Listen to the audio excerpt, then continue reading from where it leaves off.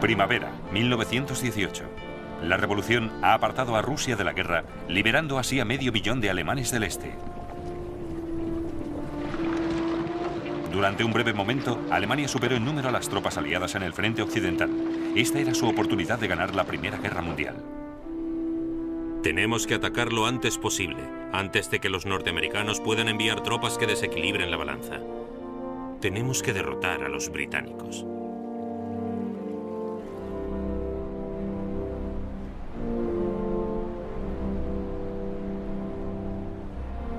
Primera Guerra Mundial.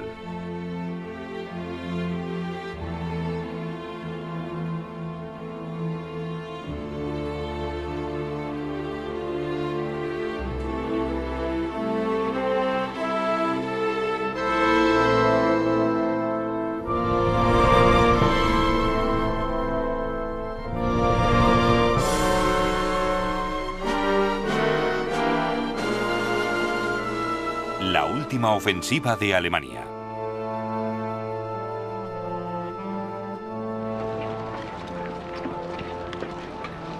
Tras las líneas alemanas, grandes ejércitos tomaban posiciones para la gran ofensiva de San Miguel, llamada así en honor al patrón de Alemania. Los caminos estaban llenos de columnas de soldados marchando alegremente con innumerables cañones e interminables transportes.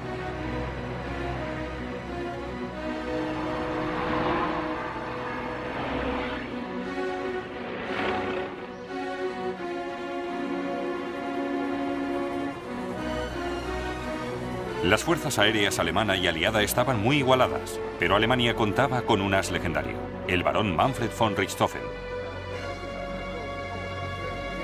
Un tren especial transportó a su famoso escuadrón de aeroplanos. Sus aparatos pintados con colores brillantes y sus atrevidas payasadas les habían ganado el sobrenombre del circo volador del Barón Rojo. Estos pilotos eran los héroes de Alemania. Entre ellos, el futuro jefe nazi de la Luftwaffe, Hermann Göring.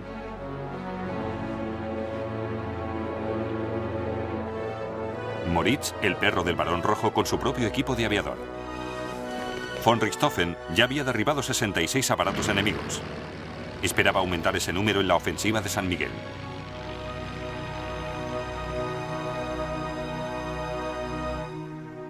Los aliados sabían que los alemanes estaban a punto de atacarles, pero no sabían dónde. Los franceses reforzaron la cresta de Chemin des Dames. Los británicos hicieron lo mismo en la línea que protegía los puertos del canal, pero los alemanes tenían como objetivo la brecha entre ambos, concentrándose en un sector de 18 kilómetros donde sabían que los británicos eran más débiles. Aquí, el sistema de trincheras del Quinto Ejército Británico era poco profundo y estaba incompleto. El general Sir Hubert Gugg contaba con pocas reservas. El alto mando alemán había elegido bien.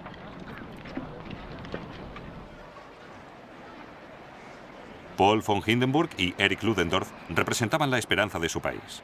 Virtualmente adorados como semidioses por sus pasados éxitos, se complementaban mutuamente. Hindenburg, la roca, sensato e imperturbable. Ludendorff, el cerebro, pero excéntrico y nervioso. El plan era el siguiente: un corto pero intenso bombardeo para aturdir a los británicos, luego un ataque sorpresa por las fuerzas de asalto. Fundadas en 1915, estas eran las fuerzas móviles de élite, armadas con granadas y lanzallamas. Entrenadas para buscar los puntos débiles y penetrar rápida y profundamente en las líneas enemigas.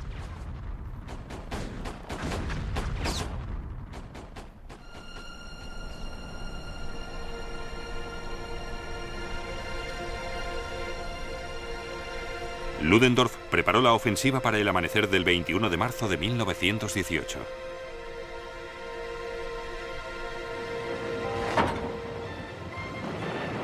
Los alemanes bombardearon a los británicos con 1 millón de proyectiles en tan solo 5 horas.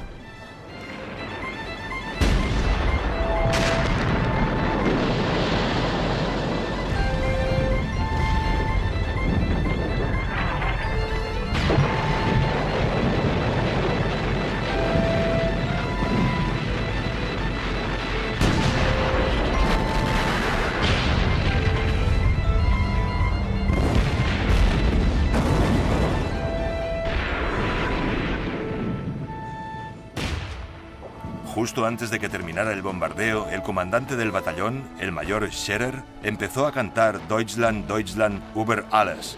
Todos nos unimos a él. Era la primera vez que oía a nuestros hombres cantar el himno nacional desde el otoño de 1914.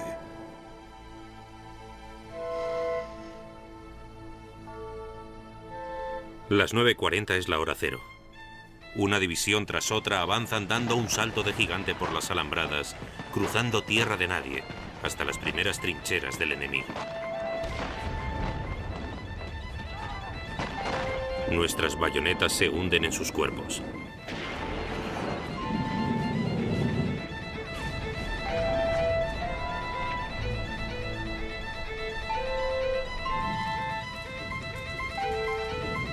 La niebla de la mañana parecía más densa debido al gas mostaza. Algunos británicos ni siquiera los vieron llegar. Oímos al centinela gritar que los alemanes estaban aquí y todos cogimos nuestras armas. Un grupo de alemanes apareció por detrás de nosotros y nos conminó a rendirnos. No teníamos nada que decir porque nos superaban en proporción de 100 a 1. Viendo que cualquier movimiento era inútil, nos cogieron prisioneros contra nuestra voluntad. El teniente Stewart fue uno de los 21.000 británicos hechos prisioneros ese día. El pánico se extendió entre los soldados cuando oficiales veteranos acostumbrados a años de guerra de trincheras estáticas perdieron el control.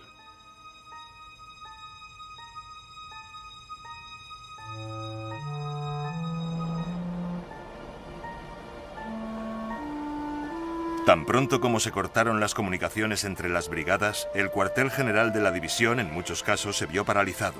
Estaban tan acostumbrados a un tipo de guerra estática que no sabían responder.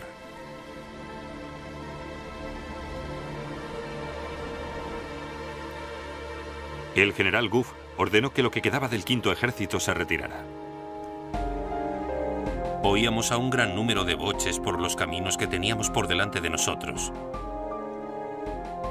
Por el boom, boom, boom de las pisadas parecía como si todo el ejército alemán avanzara contra mi compañía.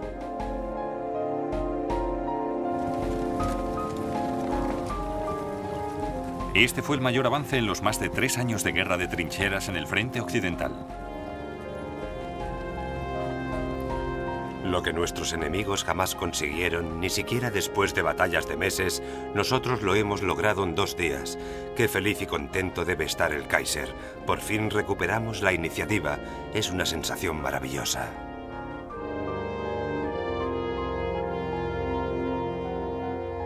Las desmoralizadas tropas británicas se retiraron por el campo de batalla del Somme de 1916, cediendo un terreno por el que tanta sangre se había derramado.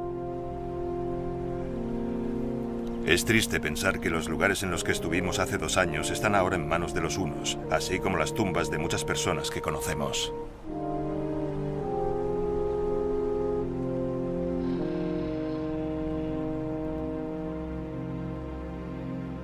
La hermana de Edward, Vera Brittain, era enfermera en Étaples, ahora inundada de heridos.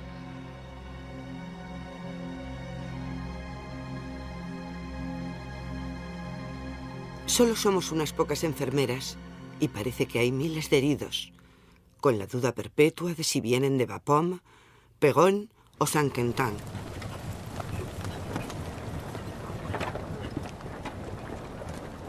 Día tras día, mientras los refugiados civiles huyen aterrorizados hasta Étaples, nos llegan los rumores de una increíble conquista del enemigo. ¿Se ha perdido Péronne, Bapaume, Beaumont-Hamel? El gran avance alemán dejó a París al alcance del mayor cañón del mundo. Esta mañana ha empezado el bombardeo de París con 3 nuevos cañones Krupp. El objetivo está a 150 kilómetros y desde el momento del disparo, el proyectil tarda 3 minutos y medio. Los primeros prisioneros franceses con los que hablo me preguntan ansiosamente si es cierto que hemos bombardeado París. Viajar se pondrá de moda en París. Los noticieros aliados retrataban la vida en la ciudad con total normalidad.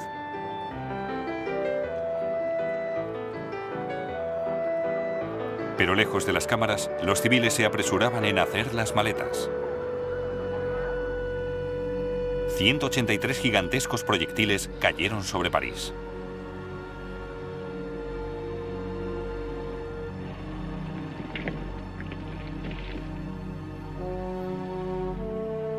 La batalla va bien. El enemigo se está retirando a pesar de luchar valerosamente y con grandes pérdidas. Una brillante ofensiva con un gran botín, más de 3.000 prisioneros, 60 piezas artilleras y 200 ametralladoras.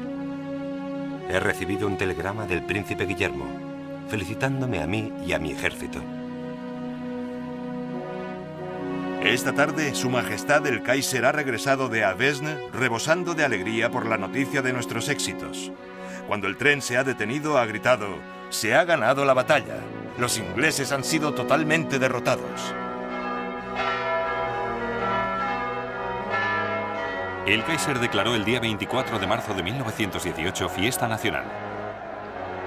Les concedió a Hindenburg y Ludendorff las más altas condecoraciones militares.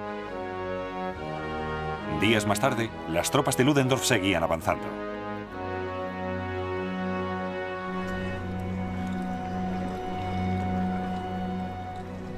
Algunos de los británicos empezaron a pensar en lo impensable. Nunca olvidaré la terrible tensión de esos días extremos. Antes no había ocurrido nada similar. Ni en el Somme, ni en Arras, ni en Passchendaele. Y por primera vez empezamos a pensar en el temor, secreto e increíble, de que podríamos perder la guerra.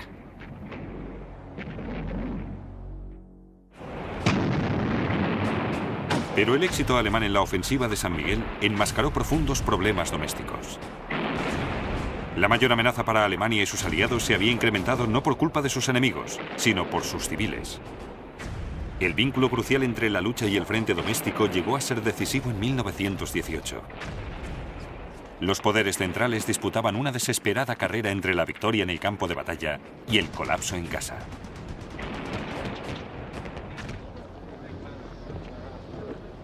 Hay señales de que cada vez escasea más el metal. En una pequeña ciudad cercana tuvo lugar una triste ceremonia. La antigua campana de la iglesia, que había sonado para la gente desde la cuna hasta la tumba durante 300 años, fue requisada. Los habitantes celebraron un servicio funerario en su honor. La campana fue cubierta de coronas y flores y entregada a las autoridades militares entre lágrimas y protestas.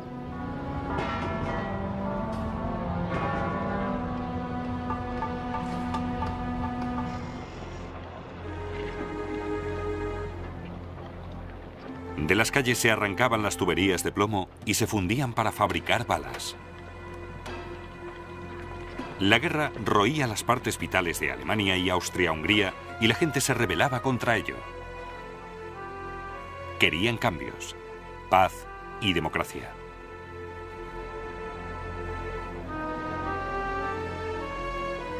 Pasado un tiempo, la alegría por el anuncio de las victorias se fue desvaneciendo. La gente dejó de creer en ellas. Ya no estaban seguros de cuál era la verdad. Pensé que la guerra había envejecido y que, como una anciana, ya no era querida. Estoy segura de que pronto llegará la guerra. Algo peligroso se estaba desarrollando en el interior de la gente. Algo que olía a rebelión. Ideas peligrosas llegaban de Rusia. Antiguerra, revolución. Y las llevaban las tropas alemanas que habían sido trasladadas del frente oriental al occidental para la gran ofensiva.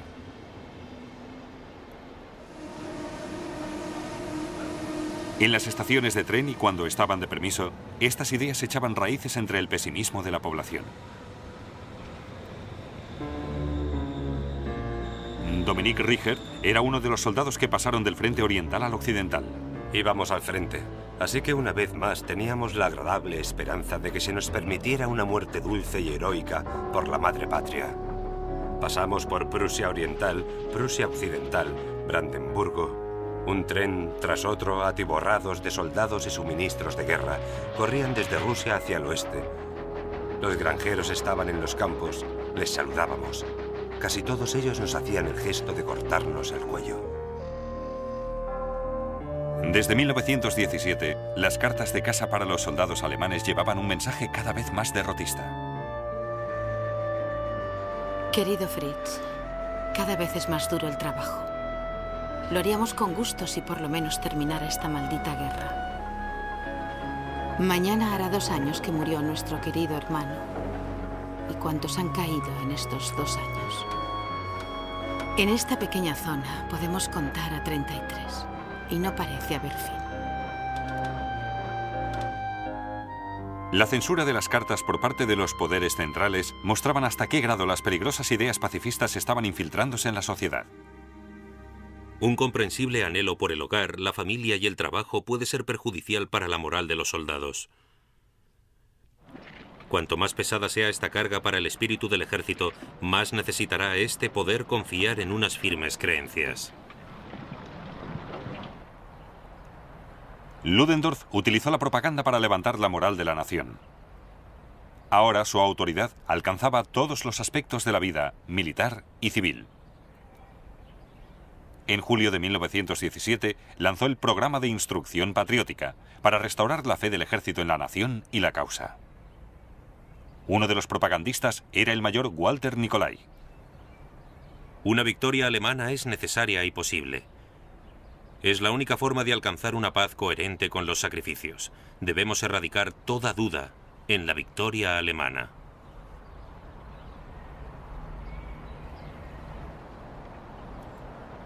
Las películas se convirtieron en un instrumento clave de propaganda. Un gran estudio, UFA, secretamente creado por los militares, rodaba películas para alentar el esfuerzo de guerra.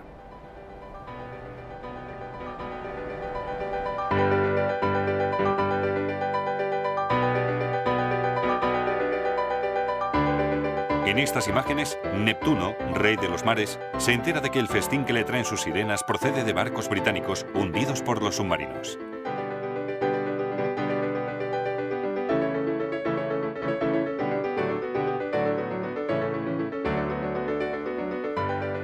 Va a Berlín para apremiar a la gente para que sigan comprando bonos de guerra.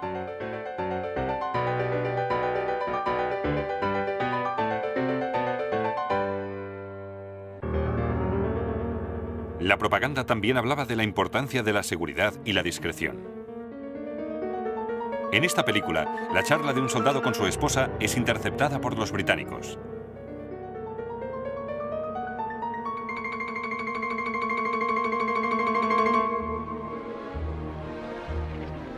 Ludendorff alistó a mujeres alemanas para que espiaran a sus compatriotas y así arrancar de raíz el derrotismo.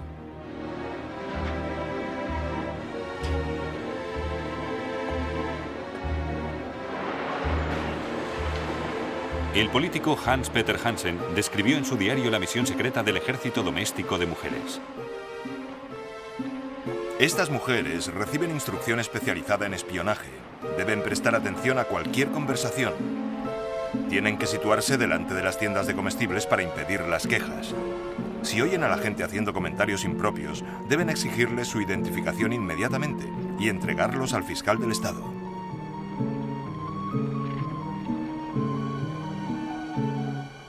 En estos tiempos de represión, la política se hizo más extremista. En julio de 1917, el Parlamento alemán, el Reichstag, aprobó una resolución pidiendo una paz negociada con los aliados. Pero Hindenburg y Ludendorff recibieron con alegría la formación del Partido de la Madre Patria para reunir a la nación. Financiado por las industrias y el ejército y apoyado por la derecha, lanzó salvajes ataques propagandísticos contra todas las facciones opuestas a la guerra. Pero el partido solo consiguió avivar la caída de Alemania en la disidencia y la división. Tenemos que evitar todas las muestras externas de clase y rango. Los muchos que se han enriquecido durante la guerra son odiados. Y no existen sutiles diferencias.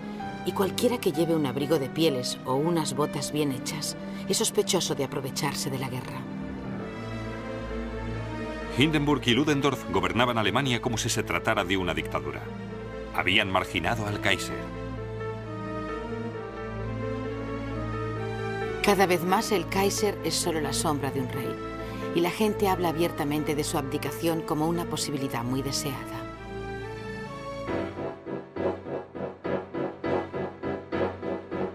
En enero de 1918, la frustración, el cansancio de la guerra y el hambre llevaron a las calles de Alemania 400.000 personas. Ya basta de asesinatos en el frente. ¡Abajo la guerra! No queremos seguir pasando hambre. Esta guerra solo terminará cuando el Kaiser Guillermo haga cola para comprar patatas. Todos nos morimos de hambre. Ha habido una gran batalla entre huelguistas y la policía en Moabit. Le han disparado a un policía. Las huelgas se están extendiendo. En el norte de Berlín, los tranvías fueron detenidos, volcados y utilizados como barricadas.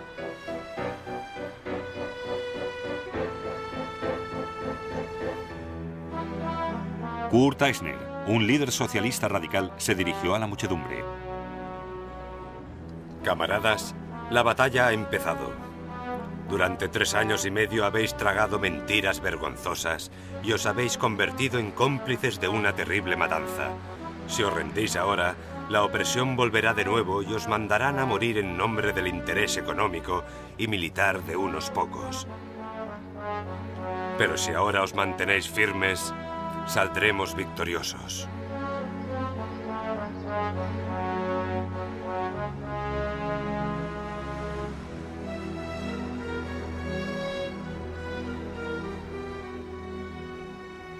El ejército alemán respondió deteniendo a 150 líderes de la huelga para juzgarlos posteriormente.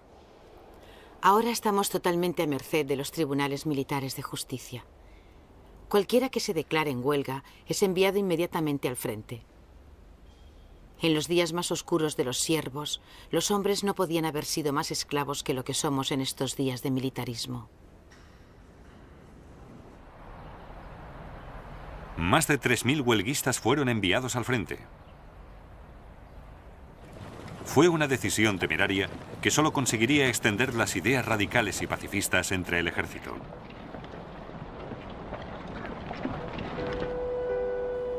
La compañía recibió la orden de asistir al entierro del capitán de caballería en el cementerio militar, donde miles de pobres víctimas del militarismo europeo ya habían sido enterrados. Como es lógico, se dieron discursos. Las palabras más utilizadas fueron madre patria, muerte de un héroe, honor, etc. En realidad, solo son mentiras y engaños. La única gente que muere por la madre patria son los soldados sin graduación. Los jefes y oficiales cobran, por lo que ellos mueren por el dinero.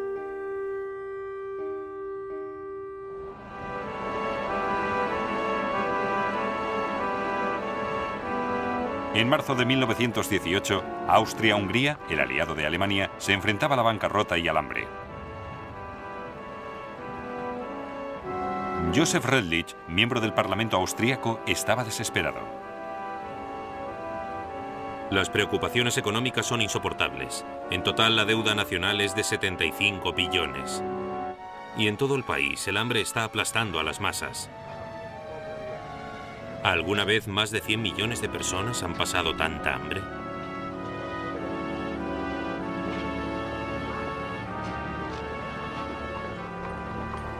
El emperador Francisco José había muerto en 1916. Su sucesor, el Kaiser Carlos, liberalizó a Austria y a su esposa francesa Zita no le gustaba Alemania. En 1917 inició conversaciones secretas de paz con Francia. Los alemanes se sintieron traicionados. Luego, Austria empezó a tambalearse en la zona en la que Alemania confiaba que se mantuviera firme, el frente italiano. En noviembre de 1917, Austria-Hungría había derrotado a Italia en la batalla de Caporetto, capturando ricas tierras agrícolas y miles de prisioneros. Pero muy pronto las tropas mataron a los animales y vaciaron los graneros. En febrero de 1918 llegaron a Viena noticias de que las tropas austrohúngaras en los Alpes y en las llanuras de Venecia casi se morían de hambre. Las tropas ya no se conmueven con frases vacías sobre que el país se muere de hambre o que hay que resistir. Deben recibir los suministros necesarios para poder vivir y luchar. Por ello, vuelvo a insistir en que se tomen medidas urgentes para superar la presente crisis de comida con la mayor rapidez.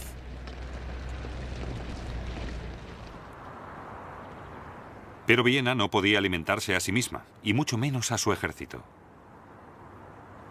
En abril de 1918, el general austríaco Landwehr, al mando de la distribución de alimentos, se ocupó personalmente del asunto.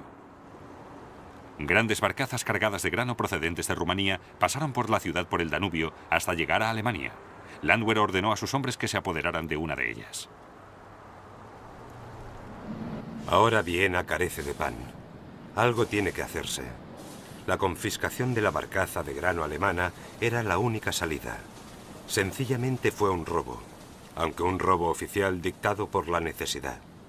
Fue una acción violenta que tuve que ordenar si quería evitar que Viena sucumbiera debido al hambre. Ludendorff estaba tan indignado que consideró la posibilidad de declararle la guerra a Austria.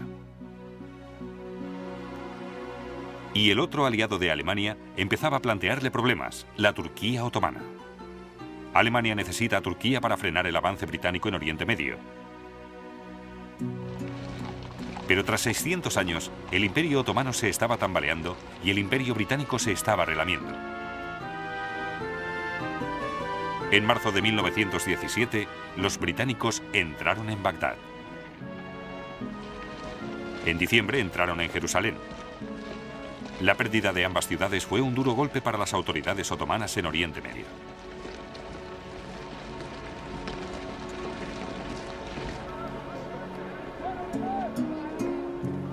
Las palabras «ha caído Jerusalén» se propagaron como la noticia de una muerte en la familia.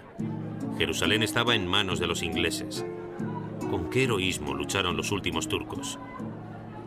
No abandonamos Jerusalén como hijos de Israel, lo hicimos como turcos. Por el Monte de los Olivos, las sombras del atardecer profundizaban y se extendían como una tumba tragándose a todo el Imperio otomano.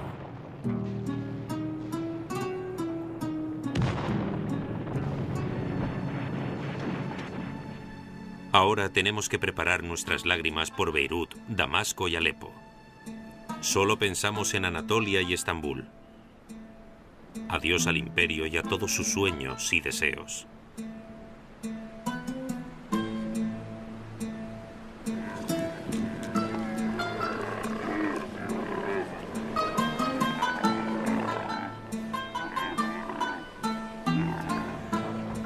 El ejército británico lo tenía todo. Habían construido carreteras, incluso tuberías para distribuir agua entre las tropas. Nosotros no teníamos ni agua potable. Una cantimplora de agua potable se vendía por una moneda de oro en el lado turco.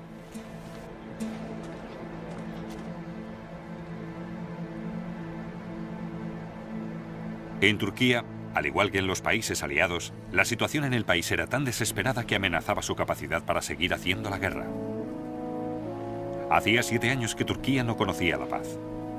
La Primera Guerra Mundial solo fue el último y más terrible de una cadena de conflictos. La mayoría de los hombres estaban en el ejército o habían sido heridos o ya habían muerto. La tierra estaba empobrecida, la gente estaba al borde del límite. Un viejo granjero con una niña de 7 años, su nieta, vino a verme. El padre de la niña había muerto en Galípoli y la madre también había muerto. Me suplicó: por Dios, llévese a esta niña y sálvela del hambre y la muerte. Me llevé a la niña. De vuelta en Estambul, descubrí que casi todos mis amigos oficiales habían cogido a niños así de los pueblos de Anatolia. El general Mustafa Kemal, el futuro líder de Turquía, advirtió que esta era la receta del desastre nacional. No hay ningún vínculo entre el gobierno y el pueblo. Lo que llamamos el pueblo se compone de mujeres, hombres inválidos y niños. Para todos ellos, el gobierno es el poder que les lleva constantemente al hambre y la muerte. Cada paso dado por el gobierno incrementa el odio general que el pueblo siente por él.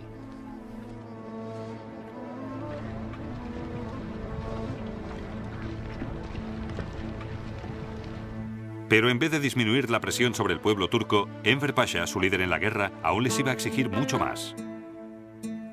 Mientras Gran Bretaña se tragaba al Imperio Otomano en el sur, Enver miraba al este, soñando con un nuevo imperio turco que se extendería por Asia Central.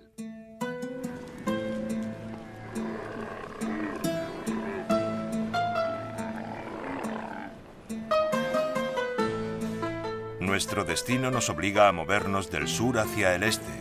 donde se encuentra nuestra sangre, raíces y lengua, y lo más importante, nuestro futuro. Ludendorff también tenía planes que ignoraban el lamentable estado del ejército turco. En mayo de 1918, tuvo la loca idea de que Enver atacara el corazón del Imperio Británico. Aun en el caso de conseguir la victoria en Francia, seguimos sin tener la certeza de poder obligar a los ingleses a llegar a una paz aceptable para nosotros si no somos capaces de amenazar su punto más sensible, la India.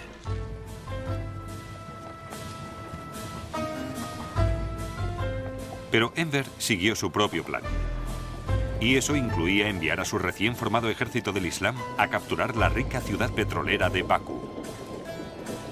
Gran Bretaña y Alemania también se habían fijado en Bakú. Ahora había empezado la carrera por el Asia Central. La velocidad y energía del avance turco pareció coger por sorpresa a Europa. No habían imaginado que Turquía fuera capaz de llevar a cabo semejante hazaña. Ludendorff se enfureció al ver que otra vez un aliado intentaba robar recursos de Alemania.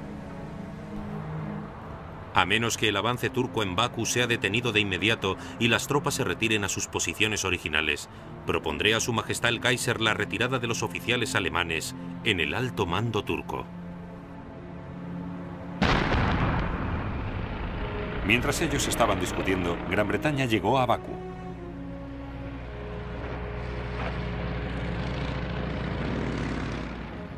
Los comandantes turcos, como Bezihi Bey, se sentían amargados por el coste de su alianza con Alemania.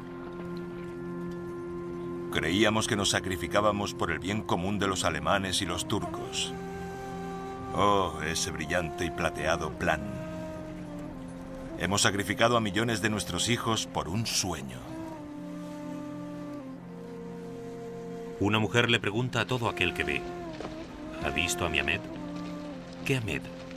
¿Quién de los cientos de miles de Ahmed? Se fue por ahí, decía. ¿Por ahí? ¿Hacia el canal de Suez? ¿Sarikamish o Bagdad? ¿A su Ahmed se lo tragó el hielo, la arena o le picaron los escorpiones? No. Nadie de nosotros hemos visto a su Ahmed, pero él sí que ha visto el infierno.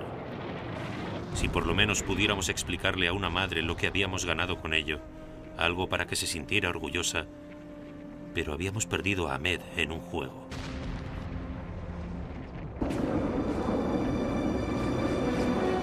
A pesar de los problemas del poder central, el avance de Ludendorff en el frente occidental era imparable.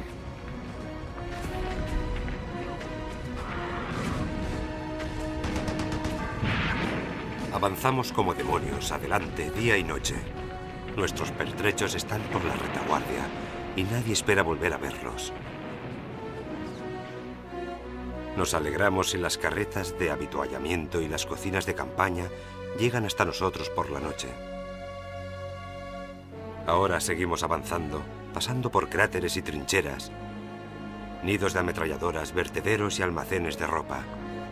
Nuestros coches utilizan los mejores neumáticos ingleses, solo fumamos cigarrillos ingleses y limpiamos las botas con betún británico, cosas desconocidas para nosotros que pertenecen a un país de hadas de tiempos remotos. El quinto ejército británico se retiraba desordenadamente ante los alemanes. El 18º ejército de Fonutier era el que más había avanzado. Habían encontrado muy poca resistencia porque las zonas a las que llegaron tenían menor importancia estratégica para los aliados.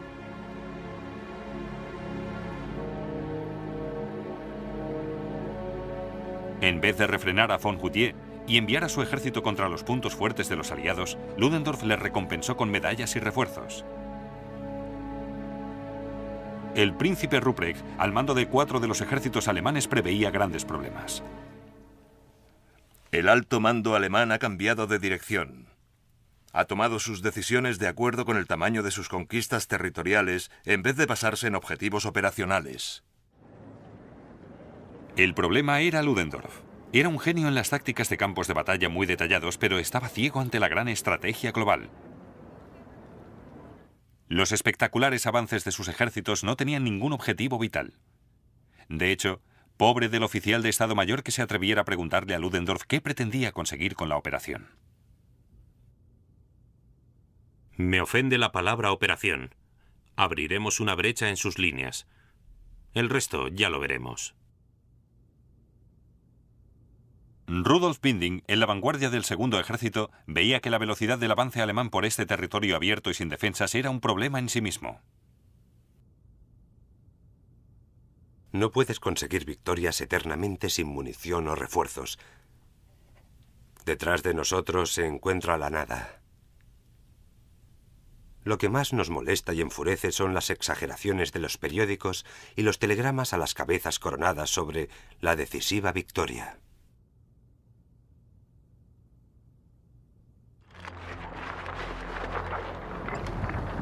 El avance alemán, que también parecía sobre el papel, había dejado atrás su línea de suministros.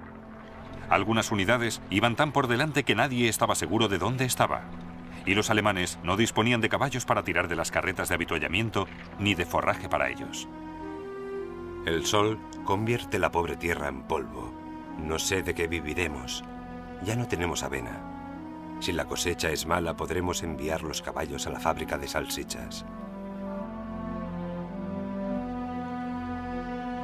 Cuanto más avanzaban los alemanes por las líneas aliadas, más conscientes eran de sus propias privaciones. Como una visión de la tierra prometida, ya estamos en las zonas de descanso de los británicos, una tierra rebosante de leche y miel. Nuestros hombres ya no se distinguen de los soldados británicos. Todos llevan un chaquetón de piel, un impermeable, corto o largo. No hay duda de que los hombres se dedican al pillaje.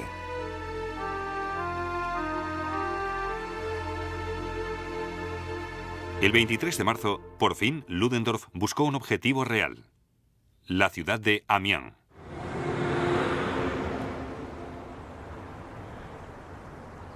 Amiens era el centro del sistema ferroviario aliado, el cruce clave entre el norte de Francia y París.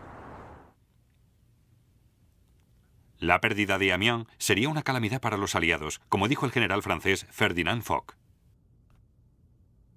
Tenemos que luchar por Amiens, tenemos que luchar desde donde estamos ahora. Al no ser capaces de detener a los alemanes en el Somme, ahora no podemos retroceder ni un centímetro. El segundo ejército alemán se dirigió hacia Amiens, pero se vio retrasado y frenado por el camino. Rudolf Binding fue enviado a investigar.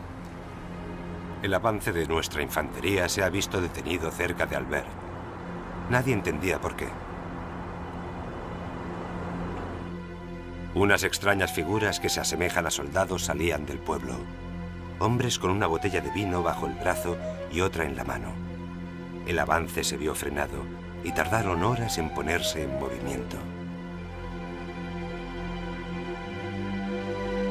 Las tropas alemanas habían encontrado pueblos repletos de comida y bebida, en gran cantidad y de una calidad que hacía años que no veían. Divisiones enteras se habían atiborrado de comida y bebida y no podían proseguir con el vital ataque.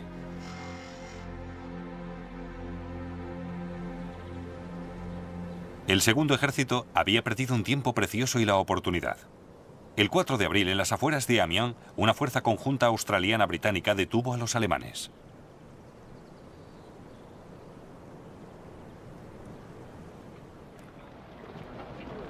Ludendorff puso fin a la ofensiva de San Miguel.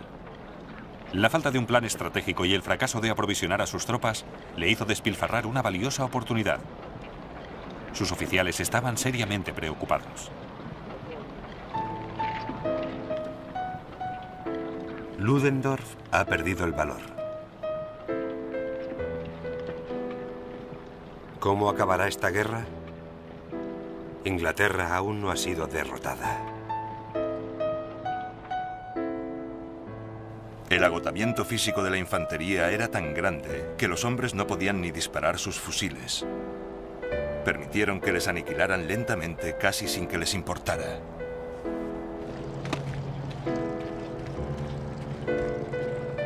Luego, el gran héroe de Alemania, el barón von Richthofen, fue derribado tras las líneas británicas el 21 de abril, poco después de su victoria número 80.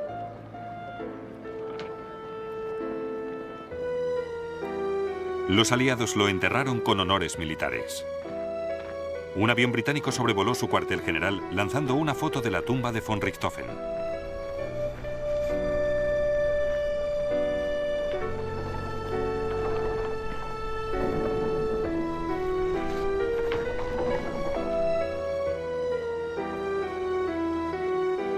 La muerte del barón fue la más pública, pero él era una de las 230.000 bajas alemanas en tan solo un mes.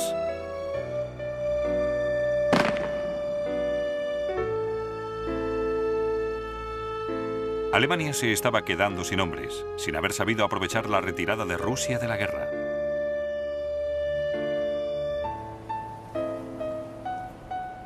Alemania había dejado 1,5 millones de soldados en el frente oriental, consumiendo unos recursos vitales, comida y transporte. Los líderes alemanes estaban agobiados, inmersos en lo que Ludendorff definiría más tarde como la guerra total, pero con una estructura administrativa y una forma de pensar propias de un pequeño estado del siglo XIX. Ahora la pesadilla de Ludendorff se revelaba en toda su extensión. Alemania había fracasado al no conseguir victorias decisivas antes de que los norteamericanos llegaran a Francia. 250 millones en marzo de 1918.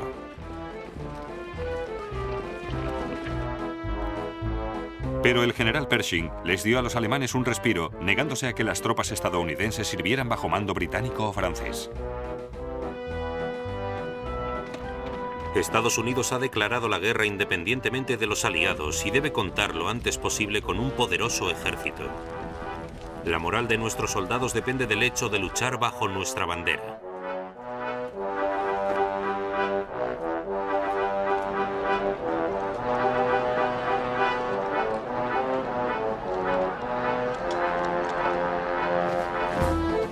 Pershing, obstinado y estúpido, suspirando por un gran ejército norteamericano autosuficiente. Absurdo. Lo que cambió la situación fue la reorganización radical de la estructura de mando de los aliados. Durante los momentos más negros de la ofensiva de San Miguel, el general Ferdinand Foch fue nombrado comandante supremo aliado en el frente occidental. Si Pétain y Haig podían recibir órdenes de él, también Pershing. Pero los estadounidenses tenían sus propias ideas de cómo luchar. El capitán Christison dio una conferencia a algunos de los soldados norteamericanos recién llegados. Hablé largamente, añadiendo algunas experiencias y lecciones personales. Cuando hube terminado, un viejo coronel vestido como un sheriff dijo: «Caballeros, me gustaría que todos le mostraran su agradecimiento al comandante escocés por su interesante conferencia». Luego movió el dedo y siguió diciendo: «Pero debo recordarles que los británicos han utilizado estas tácticas durante casi 4 años y no les ha servido de mucho». Los estadounidenses tenían muchas ganas de luchar.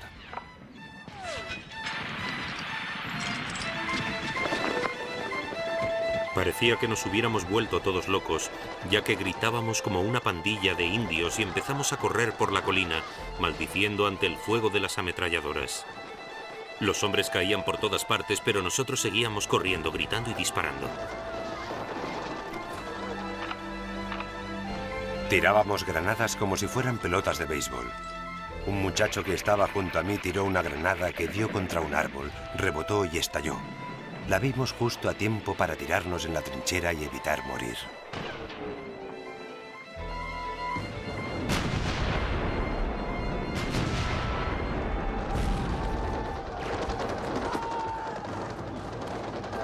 Al negarse a aprender de los aliados, los norteamericanos luchaban en 1918 como lo habían hecho los aliados en 1914, cargando por terreno abierto sin el adecuado apoyo de la artillería. La inteligencia alemana se dio cuenta de su inexperiencia al interrogar a los prisioneros. Los ataques eran llevados a cabo de forma temeraria e imprudente. En cuanto al tema militar, no muestran el más mínimo interés. Por ejemplo, la mayoría de ellos nunca ha visto un mapa. No son capaces de describir los pueblos ni los caminos por los que pasan.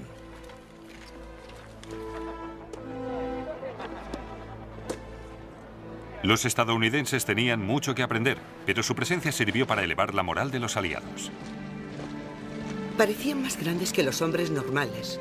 Sus erguidas y altas figuras contrastaban con nuestros bajitos y pálidos reclutas. Me uní a los demás para ver cómo Estados Unidos entraba físicamente en la guerra. Tan parecidos a dioses, tan magníficos, tan espléndidamente fuertes en comparación con los hombres cansados y con los nervios destrozados del ejército británico. Por fin habían llegado nuestros salvadores, y sabiendo que después de todo no nos habían derrotado, sentí ganas de llorar.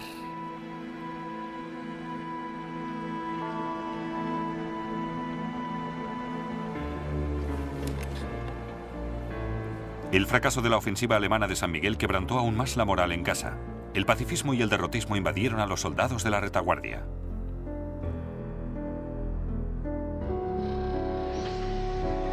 Los transportes militares, las farolas, las ventanas de las estaciones y de los trenes han sido apedreadas.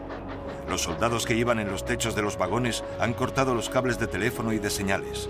En otros trenes han manipulado los frenos, haciendo imposible que paren a tiempo a las señales o en las estaciones. También se han desenganchado vagones. El coronel Albrecht von Thaer estaba tan preocupado por el estado del ejército alemán que se lo comentó a Hindenburg.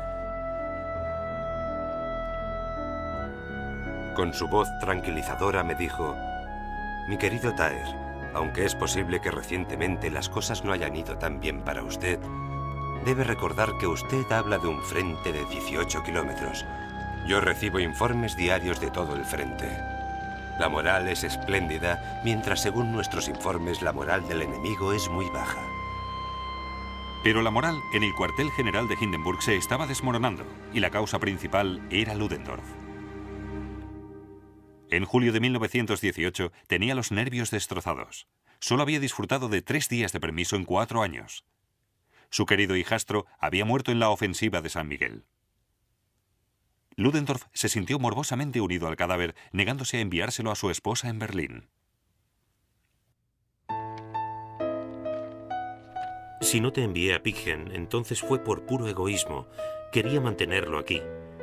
Voy a verlo a menudo. Es una agradable sensación tenerle aquí. El círculo más íntimo de Ludendorff temía por su estado mental. Creo que es algo muy serio el nerviosismo y la incoherencia de Ludendorff. Se está matando trabajando. La situación es muy seria. Parece que ha perdido toda esperanza.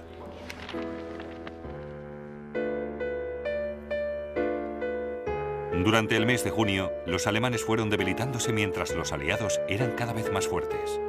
El 15 de julio, Ludendorff ordenó la última gran ofensiva de la Primera Guerra Mundial. He vivido el día más desalentador de toda la guerra. Los franceses nos han atraído deliberadamente a sus serpientes oxidadas de alambradas. Solo hemos podido avanzar unos 3 kilómetros. Parece que todo salía mal. Luego los franceses atacaron en el Marne.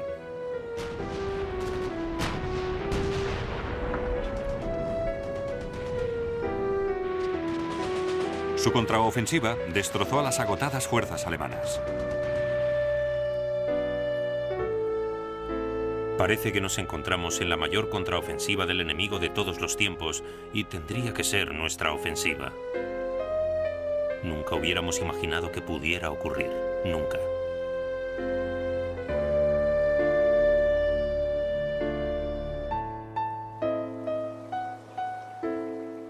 Alemania había sufrido casi 1 millón de bajas desde los gloriosos días de marzo.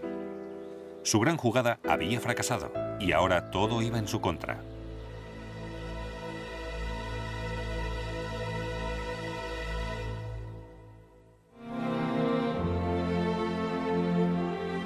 En el siguiente episodio de Primera Guerra Mundial, el extraño y repentino final de la guerra, el amargo legado de Versalles y la búsqueda de un significado entre las terribles pérdidas.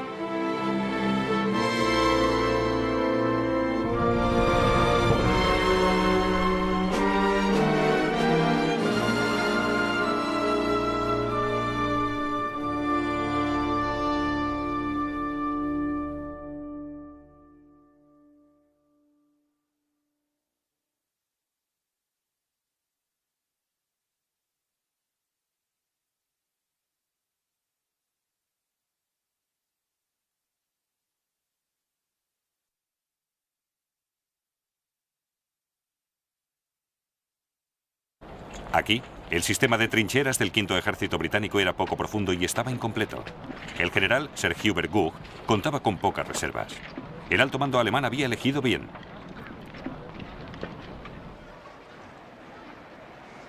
Paul von Hindenburg y Erich Ludendorff representaban la esperanza de su país. Virtualmente adorados como semidioses por sus pasados éxitos, se complementaban mutuamente. Hindenburg, la roca, sensato e imperturbable. Ludendorff, el cerebro, pero excéntrico y nervioso.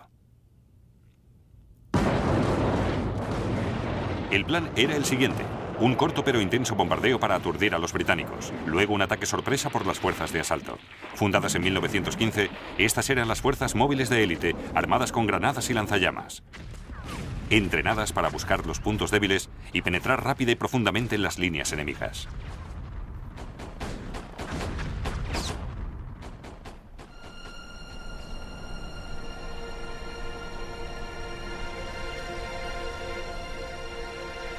Ludendorff preparó la ofensiva para el amanecer del 21 de marzo de 1918.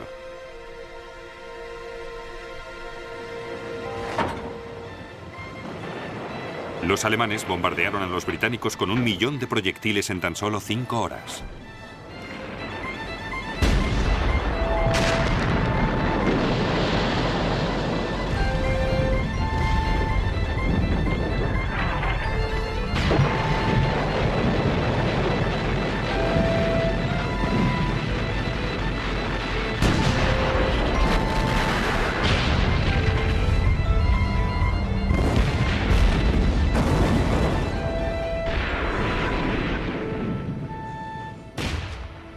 Justo antes de que terminara el bombardeo, el comandante del batallón, el mayor Scherer, empezó a cantar Deutschland, Deutschland über alles. Todos nos unimos a él. Era la primera vez que oía a nuestros hombres cantar el himno nacional desde el otoño de 1914.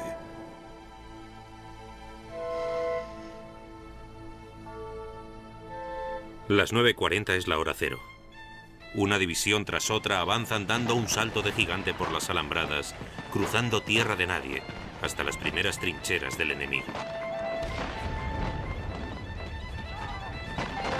Nuestras bayonetas se hunden en sus cuerpos.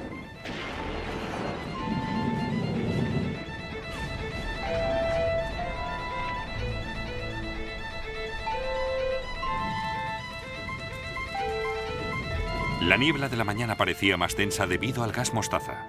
Algunos británicos ni siquiera los vieron llegar. Oímos al centinela gritar que los alemanes estaban aquí y todos cogimos nuestra guerra. Inglaterra aún no ha sido derrotada.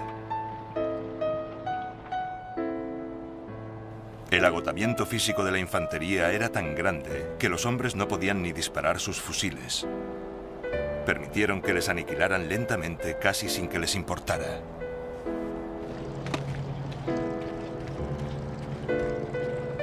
Luego, el gran héroe de Alemania, el barón von Richthofen, fue derribado tras las líneas británicas el 21 de abril, poco después de su victoria número 80.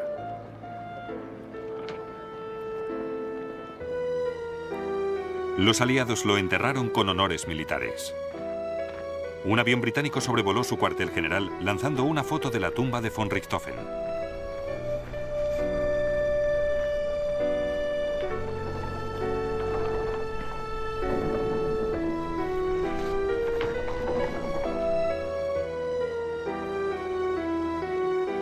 La muerte del barón fue la más pública, pero él era una de las 230.000 bajas alemanas en tan solo un mes.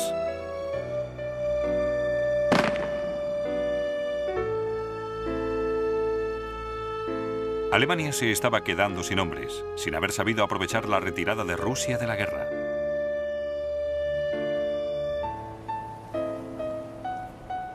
Alemania había dejado 1,5 millones de soldados en el frente oriental, consumiendo unos recursos vitales, comida y transporte. Los líderes alemanes estaban agobiados, inmersos en lo que Ludendorff definiría más tarde como la guerra total, pero con una estructura administrativa y una forma de pensar propias de un pequeño estado del siglo XIX. Ahora la pesadilla de Ludendorff se revelaba en toda su extensión. Alemania había fracasado al no conseguir victorias decisivas antes de que los norteamericanos llegaran a Francia.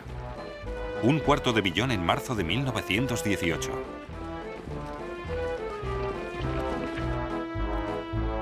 Pero el general Pershing les dio a los alemanes un respiro, negándose a que las tropas estadounidenses sirvieran bajo mando británico o francés. Estados Unidos ha declarado la guerra independientemente de los aliados y debe contar lo antes posible con un poderoso ejército. La moral de nuestros soldados depende del hecho de luchar bajo nuestra bandera.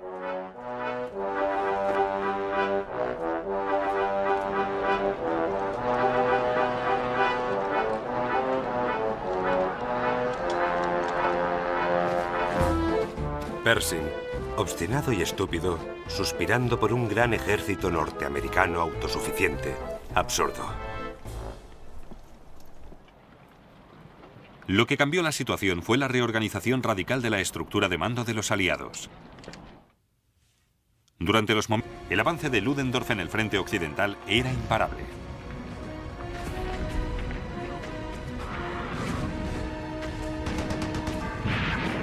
Avanzamos como demonios, adelante, día y noche. Nuestros pertrechos están por la retaguardia y nadie espera volver a verlos. Nos alegramos si las carretas de avituallamiento y las cocinas de campaña llegan hasta nosotros por la noche. Ahora seguimos avanzando, pasando por cráteres y trincheras, nidos de ametralladoras, vertederos y almacenes de ropa. Nuestros coches utilizan los mejores neumáticos ingleses, solo fumamos cigarrillos ingleses y limpiamos las botas con betún británico, cosas desconocidas para nosotros que pertenecen a un país de hadas de tiempos remotos. El quinto ejército británico se retiraba desordenadamente ante los alemanes. El 18º ejército de Fonutier era el que más había avanzado. Habían encontrado muy poca resistencia porque las zonas a las que llegaron tenían menor importancia estratégica para los aliados.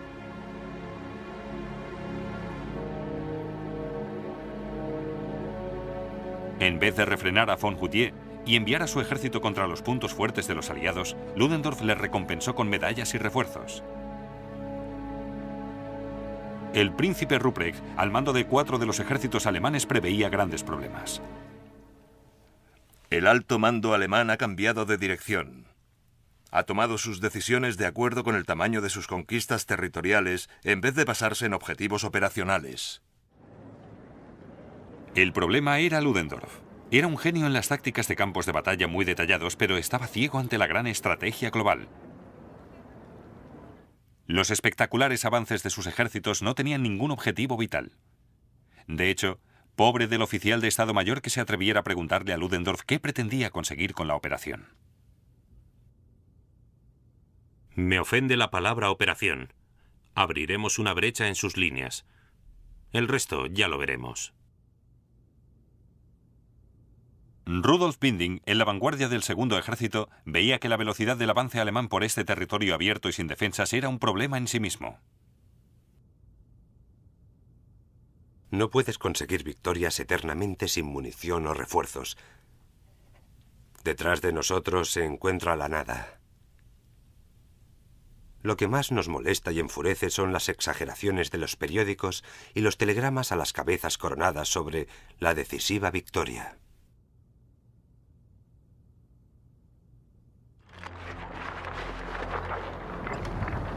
El avance alemán, que también parecía sobre el papel, había dejado atrás su línea de suministros. Lo que llamamos el pueblo se compone de mujeres, hombres inválidos y niños. Para todos ellos, el gobierno es el poder que les lleva constantemente al hambre y la muerte. Cada paso dado por el gobierno incrementa el odio general que el pueblo siente por él.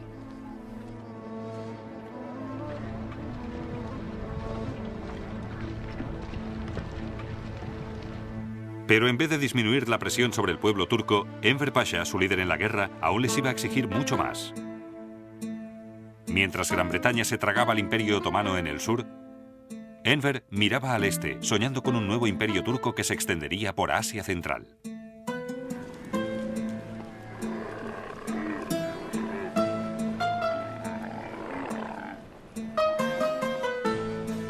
Nuestro destino nos obliga a movernos del sur hacia el este, donde se encuentra nuestra sangre, raíces y lengua, y lo más importante, nuestro futuro. Ludendorff también tenía planes que ignoraban el lamentable estado del ejército turco. En mayo de 1918, tuvo la loca idea de que Enver atacara el corazón del Imperio Británico. Aun en el caso de conseguir la victoria en Francia, seguimos sin tener la certeza de poder obligar a los ingleses a llegar a una paz aceptable para nosotros si no somos capaces de amenazar su punto más sensible, la India.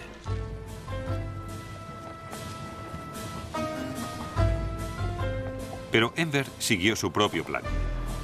Y eso incluía enviar a su recién formado ejército del Islam a capturar la rica ciudad petrolera de Bakú. Gran Bretaña y Alemania también se habían fijado en Bakú. Ahora había empezado la carrera por el Asia Central. La velocidad y energía del avance turco pareció coger por sorpresa a Europa. No habían imaginado que Turquía fuera capaz de llevar a cabo semejante hazaña. Ludendorff se enfureció al ver que otra vez un aliado intentaba robar recursos de Alemania. A menos que el avance turco en Bakú sea detenido de inmediato y las tropas se retiren a sus posiciones originales, propondré a Su Majestad el Kaiser la retirada de los oficiales alemanes en el alto mando turco. Mientras ellos estaban discutiendo, Gran Bretaña llegó a Bakú.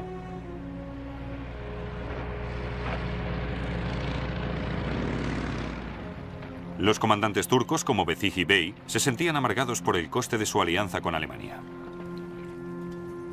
Creíamos que nos sacrificábamos por el bien común de los alemanes y los turcos. Oh, ese brillante y plateado plan. Hemos sacrificado a millones de nuestros hijos por un sueño. Y la gente se rebelaba contra ello. Querían cambios, paz y democracia.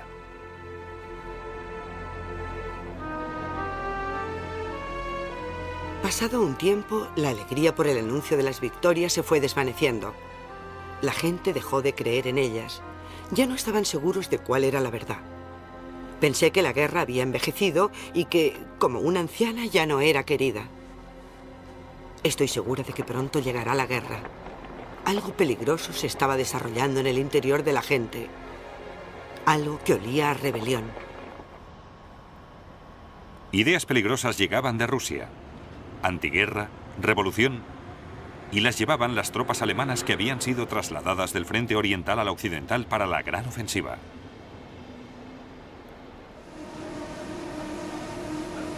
En las estaciones de tren y cuando estaban de permiso, estas ideas echaban raíces entre el pesimismo de la población. Dominique Richer era uno de los soldados que pasaron del frente oriental al occidental. Íbamos al frente, así que una vez más teníamos la agradable esperanza de que se nos permitiera una muerte dulce y heroica por la madre patria. Pasamos por Prusia Oriental, Prusia Occidental, Brandenburgo. Un tren tras otro, atiborrados de soldados y suministros de guerra, corrían desde Rusia hacia el oeste. Los granjeros estaban en los campos, les saludábamos. Casi todos ellos nos hacían el gesto de cortarnos el cuello. Desde 1917, las cartas de casa para los soldados alemanes llevaban un mensaje cada vez más derrotista. Querido Fritz, cada vez es más duro el trabajo. Lo haríamos con gusto si por lo menos terminara esta maldita guerra. Mañana hará 2 años que murió nuestro querido hermano. ¿Y cuántos han caído en estos 2 años? En esta pequeña zona podemos contar a 33 y no parece haber fin. La censura de las cartas por parte de los poderes centrales mostraban hasta qué grado las peligrosas ideas pacifistas estaban infiltrándose en la sociedad. Un comprensible anhelo por el hogar, la familia y el trabajo puede ser perjudicial para la moral de los soldados. Cuanto más pesada sea esta carga para el espíritu del ejército, más necesitará éste poder confiar en unas firmes creencias. Ludendorff utilizó la propaganda para levantar la moral de la nación. Ahora su autoridad alcanzaba todos los aspectos de la vida militar y civil. En julio de 1917 lanzó el Programa de Instrucción Patriótica para restaurar la fe del ejército en la nación y la causa. Quebrantó aún más la moral en casa. El pacifismo y el derrotismo invadieron a los soldados de la retaguardia.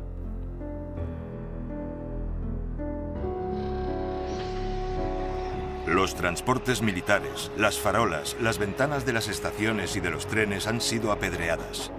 Los soldados que iban en los techos de los vagones han cortado los cables de teléfono y de señales. En otros trenes han manipulado los frenos, haciendo imposible que paren a tiempo a las señales o en las estaciones. También se han desenganchado vagones. El coronel Albrecht von Thaer estaba tan preocupado por el estado del ejército alemán que se lo comentó a Hindenburg. Con su voz tranquilizadora me dijo: mi querido Thaer, aunque es posible que recientemente las cosas no hayan ido tan bien para usted, debe recordar que usted habla de un frente de 18 kilómetros. Yo recibo informes diarios de todo el frente. La moral es espléndida, mientras según nuestros informes la moral del enemigo es muy baja. Pero la moral en el cuartel general de Hindenburg se estaba desmoronando y la causa principal era Ludendorff. En julio de 1918 tenía los nervios destrozados. Solo había disfrutado de 3 días de permiso en 4 años. Su querido hijastro había muerto en la ofensiva de San Miguel. Ludendorff se sintió morbosamente unido al cadáver, negándose a enviárselo a su esposa en Berlín. Si no te envié a Piggen, entonces fue por puro egoísmo. Quería mantenerlo aquí. Voy a verlo a menudo. Es una agradable sensación tenerle aquí. El círculo más íntimo de Ludendorff temía por su estado mental. Creo que es algo muy serio el nerviosismo y la incoherencia de Ludendorff. Se está matando trabajando. La situación es muy seria. Parece que ha perdido toda esperanza.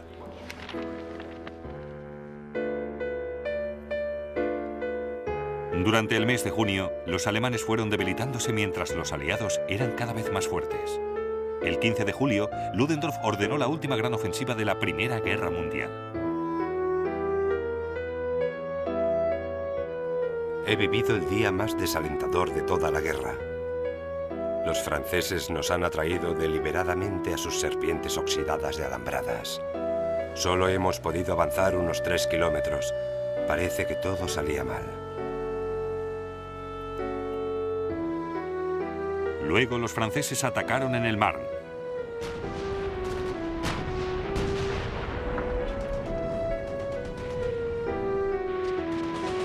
Su contraofensiva destrozó a las agotadas fuerzas alemanas. Campos de batalla muy detallados, pero estaba ciego ante la gran estrategia global. Los espectaculares avances de sus ejércitos no tenían ningún objetivo vital. De hecho, pobre del oficial de Estado Mayor que se atreviera a preguntarle a Ludendorff qué pretendía conseguir con la operación. Me ofende la palabra operación. Abriremos una brecha en sus líneas. El resto ya lo veremos. Rudolf Binding, en la vanguardia del segundo ejército, veía que la velocidad del avance alemán por este territorio abierto y sin defensas era un problema en sí mismo. No puedes conseguir victorias eternamente sin munición o refuerzos. Detrás de nosotros se encuentra la nada. Lo que más nos molesta y enfurece son las exageraciones de los periódicos y los telegramas a las cabezas coronadas sobre la decisiva victoria.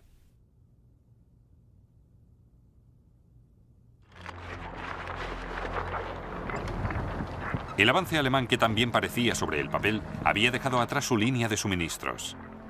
Algunas unidades iban tan por delante que nadie estaba seguro de dónde estaba. Y los alemanes no disponían de caballos para tirar de las carretas de avituallamiento ni de forraje para ellos. El sol convierte la pobre tierra en polvo. No sé de qué viviremos. Ya no tenemos avena. Si la cosecha es mala, podremos enviar los caballos a la fábrica de salchichas. Cuanto más avanzaban los alemanes por las líneas aliadas, más conscientes eran de sus propias privaciones. Como una visión de la tierra prometida, Ya estamos en las zonas de descanso de los británicos, una tierra rebosante de leche y miel. Nuestros hombres ya no se distinguen de los soldados británicos. Todos llevan un chaquetón de piel, un impermeable, corto o largo. No hay duda de que los hombres se dedican al pillaje.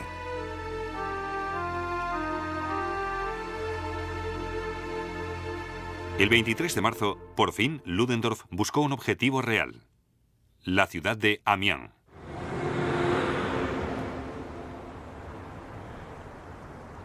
Amiens era el centro del sistema ferroviario aliado, el cruce clave entre el norte de Francia y París. La pérdida de Amiens sería una calamidad para los aliados, como dijo el general francés Ferdinand Foch. Tenemos que luchar por Amiens, tenemos que luchar desde donde estamos ahora. Al no ser capaces de detener a los alemanes en el Somme, ahora no podemos retroceder ni un centímetro. El segundo ejército alemán se dirigió hacia Amiens, pero se vio retrasado y frenado por el camino. Rudolf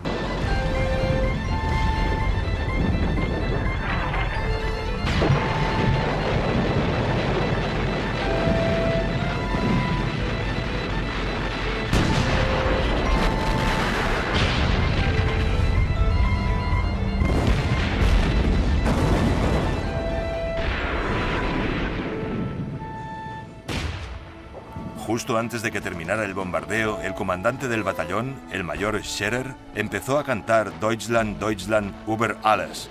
Todos nos unimos a él. Era la primera vez que oía a nuestros hombres cantar el himno nacional desde el otoño de 1914.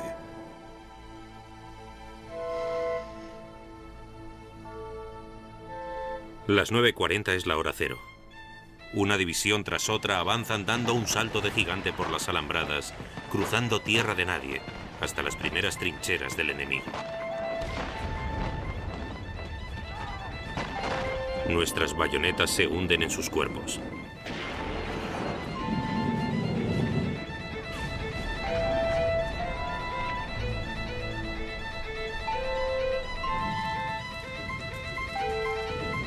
La niebla de la mañana parecía más densa debido al gas mostaza. Algunos británicos ni siquiera los vieron llegar.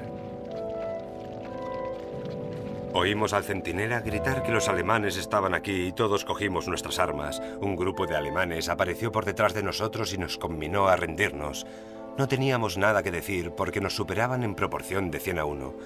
Viendo que cualquier movimiento era inútil, nos cogieron prisioneros contra nuestra voluntad. El teniente Stewart fue uno de los 21.000 británicos hechos prisioneros ese día. El pánico se extendió entre los soldados cuando oficiales veteranos acostumbrados a años de guerra de trincheras estáticas perdieron el control.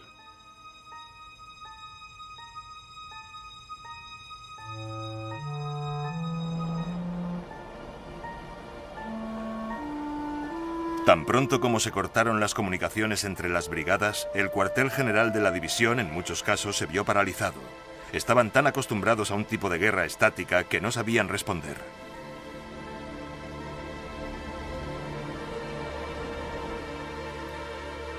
El general Gough ordenó que lo que quedaba del quinto ejército se retirara. Oíamos a un gran número de boches por los caminos que teníamos por delante de nosotros.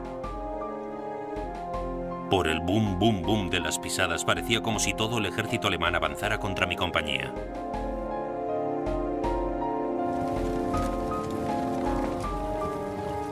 Este fue el mayor avance en los más de 3 años de guerra de trincheras en el frente occidental. Lo que nuestros enemigos jamás consiguieron.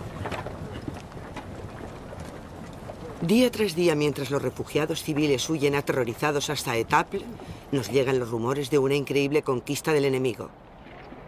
¿Se ha perdido Péronne, Bapaume, Beaumont-Hamel? El gran avance alemán dejó a París al alcance del mayor cañón del mundo. Esta mañana ha empezado el bombardeo de París con 3 nuevos cañones Krupp. El objetivo está a 150 kilómetros y desde el momento del disparo, el proyectil tarda 3 minutos y medio.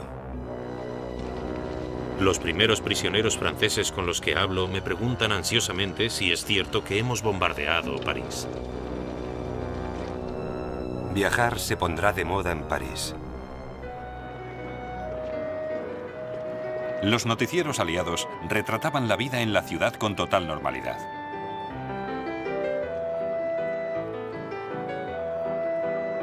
Pero lejos de las cámaras, los civiles se apresuraban en hacer las maletas. 183 gigantescos proyectiles cayeron sobre París.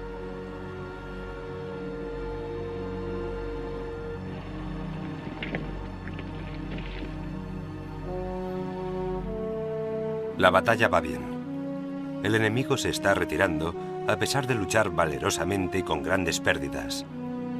Una brillante ofensiva con un gran botín, más de 3.000 prisioneros, 60 piezas artilleras y 200 ametralladoras.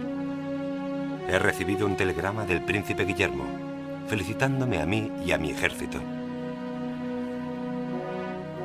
Esta tarde, Su Majestad el Kaiser ha regresado de Avesnes rebosando de alegría por la noticia de nuestros éxitos. Cuando el tren se ha detenido, ha gritado: «Se ha ganado la batalla. Los ingleses han sido totalmente derrotados». El Kaiser declaró el día 24 de marzo de 1918 fiesta nacional. Les concedió a Hindenburg y Ludendorff las más altas condecoraciones militares. Días más tarde, las tropas de Ludendorff seguían avanzando.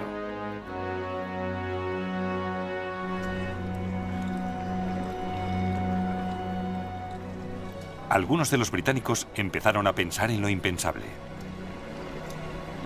Nunca olvidaré la terrible tensión de esos días extremos.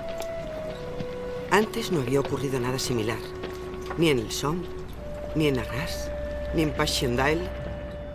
Y por primera vez empezamos a pensar en el temor, secreto e increíble, de que podríamos perder la guerra.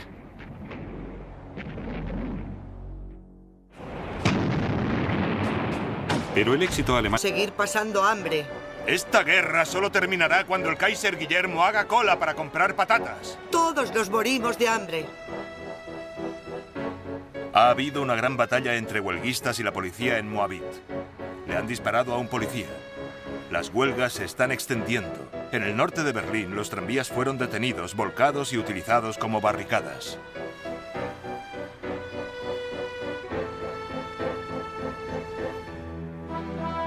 Kurt Eisner, un líder socialista radical, se dirigió a la muchedumbre. Camaradas, la batalla ha empezado. Durante 3 años y medio habéis tragado mentiras vergonzosas y os habéis convertido en cómplices de una terrible matanza. Si os rendís ahora, la opresión volverá de nuevo y os mandarán a morir en nombre del interés económico y militar de unos pocos. Pero si ahora os mantenéis firmes, saldremos victoriosos.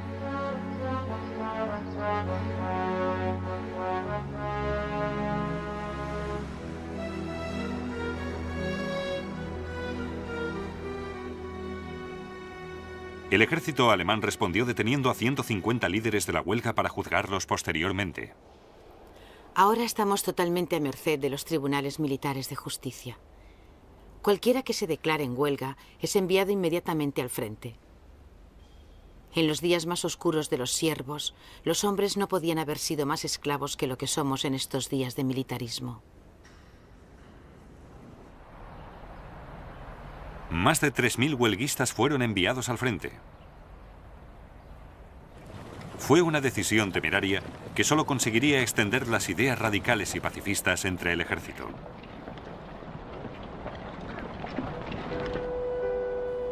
La compañía recibió la orden de asistir al entierro del capitán de caballería en el cementerio militar, donde miles de pobres víctimas del militarismo europeo ya habían sido enterrados. Como es lógico, se dieron discursos. Las palabras más utilizadas fueron madre patria, muerte de un héroe, honor, etc. En realidad, solo son mentiras y engaños. La única gente que muere por la madre patria son los soldados sin graduación. Los jefes y oficiales cobran, por lo que ellos mueren por el dinero.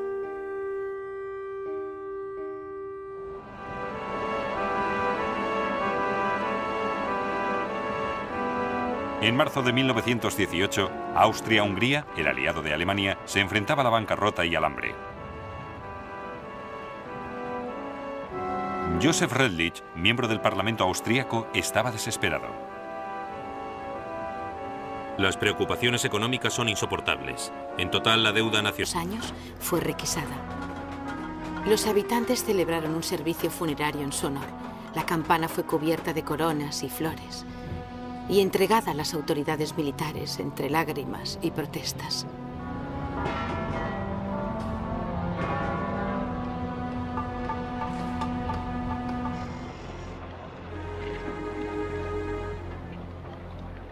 De las calles se arrancaban las tuberías de plomo y se fundían para fabricar balas.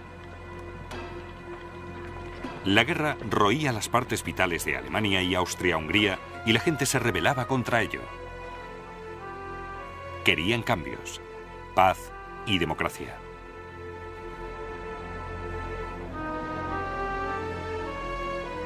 Pasado un tiempo, la alegría por el anuncio de las victorias se fue desvaneciendo.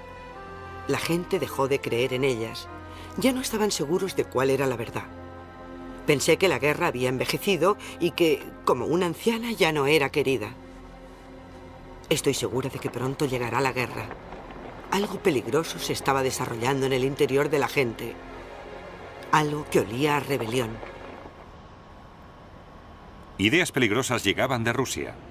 Antiguerra, revolución, y las llevaban las tropas alemanas que habían sido trasladadas del frente oriental al occidental para la gran ofensiva.